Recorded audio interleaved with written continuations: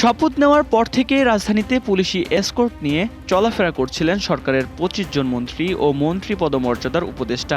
তবে এবার সেই চিত্রে বড় পরিবর্তন এনেছে সরকার। রাজধানীতে চলাচলের ক্ষেত্রে ১৮ জন মন্ত্রীর সামনে থাকা পুলিশের এসকর্ট গাড়ি প্রত্যাহার করা হয়েছে। এখন কেবল ৬ জন মন্ত্রী ও একজন মন্ত্রী পদমর্যাদার উপদেষ্টা এই সুবিধা পাবেন।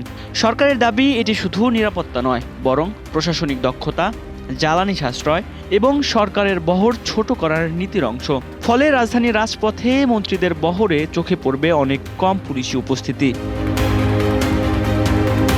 এদিকে সরকারি সূত্র বলছে, প্রতিটি এসকর্ট গাড়িতে দায়িত্ব পালন করেন ৫ সদস্যের একটি পুলিশ দল। নতুন সিদ্ধান্তের ফলে প্রায় ৯০ জন পুলিশ সদস্য এবং ১৮টি এসকর্ট গাড়ি এখন অন্য পুলিশি কাজে ব্যবহার করা যাবে। আগে মন্ত্রীদের নিরাপত্তায় প্রায় ১২০ জন পুলিশ সদস্য নিয়োজিত থাকলেও এখন সেই সংখ্যা কমে দাঁড়াবে ৩০ থেকে ৩৫ জনে। একই সঙ্গে এসকর্টের গাড়ি ব্যবহারও ২৪টি থেকে কমে মাত্র ৭টিতে নেমে এসেছে।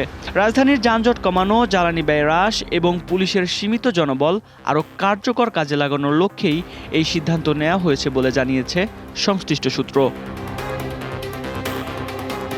নগদ নিয়ে এলো হার না মানা হার অফার। সর্বনিম্ন ১০,০০০ টাকা রেমিটেন্স নগদে পাঠালে থাকছে স্বর্ণের হার জেতার সুযোগ। তবে প্রশ্ন উঠেছে, কেন শুধু ৭ জন এই বিশেষ সুবিধা পাচ্ছেন?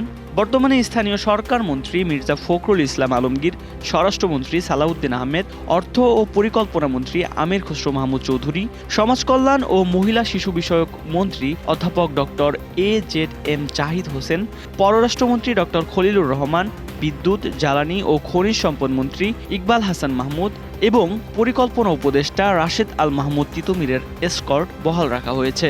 তবে কোন নিরাপত্তা মূল্যায়ন বা মানদণ্ডের ভিত্তিতে এই ৭ জনকে এসকর্ট সুবিধার আওতায় রাখা হয়েছে সে বিষয়ে সংশ্লিষ্ট ব্যক্তিদের থেকে সুস্পষ্ট কোনো বক্তব্য পাওয়া যায়নি।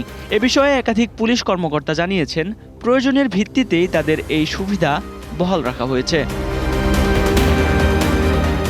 অন্যদিকে বাংলাদেশের রাজনীতিতে মন্ত্রীদের দীর্ঘ গাড়িবহর, একাধিক প্রোটোকল এবং কড়া পুলিশি নিরাপত্তা বহু বছর ধরেই পরিচিত দৃশ্য। বিশেষ করে বাংলাদেশের সাবেক প্রধানমন্ত্রী শেখ হাসিনার নেতৃত্বাধীন আগের সরকারের সময়ে রাজধানীতে মন্ত্রীদের বহর নিয়মিত সাধারণ মানুষের নজরে পড়ত। তবে বর্তমান সরকার সেই চিত্র থেকে কিছুটা সরে এসে তুলনামূলক ছোট প্রোটোকল এবং সীমিত এসকর্ট ব্যবস্থার দিকে হাঁটছে। এমনকি প্রধানমন্ত্রী তারেক রহমানও নিজের বহর থেকে পুলিশের ২টি প্রোটোকল গাড়ি বাদ দিয়েছেন বলে সংশ্লিষ্ট সূত্র জানিয়েছে। যদিও প্রধানমন্ত্রীর মূল নিরাপত্তা আগের মতোই বিশেষ নিরাপত্তা বাহিনী SSF নিশ্চিত করছে। সব মিলিয়ে সরকারের এই পদক্ষেপকে কেউ দেখছেন জ্বালানি সাশ্রয় ও প্রশাসনিক ব্যয় কমানোর উদ্যোগ হিসেবে, আবার কেউ বলছেন এটি ক্ষমতার প্রদর্শন কমিয়ে আরও সংযত রাষ্ট্রীয় ব্যবস্থাপনার একটি বার্তা। বাস্তবে এই সিদ্ধান্ত কতটা কার্যকর হয়, যানজট ও সরকারি ব্যয় কতটা কমে এবং ভবিষ্যতে অন্য VIP প্রোটোকলেও একই ধরনের পরিবর্তন আসে কিনা সেদিকে এখন নজর রাজনৈতিক বিশ্লেষক ও সাধারণ মানুষের। ডেস্ক রিপোর্ট, ২১শে টেলিভিশন।